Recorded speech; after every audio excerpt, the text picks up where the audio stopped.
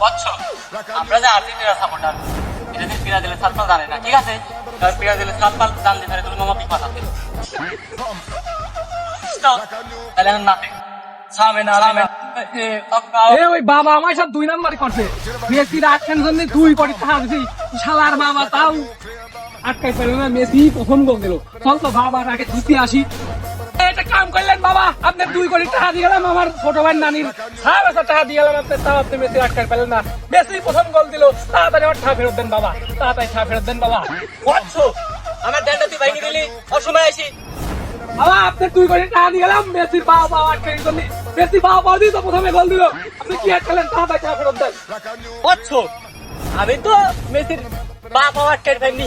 মেসির টাইম পাওয়ার আটকাইছি তুমি না কইলা যে মেসির বাপ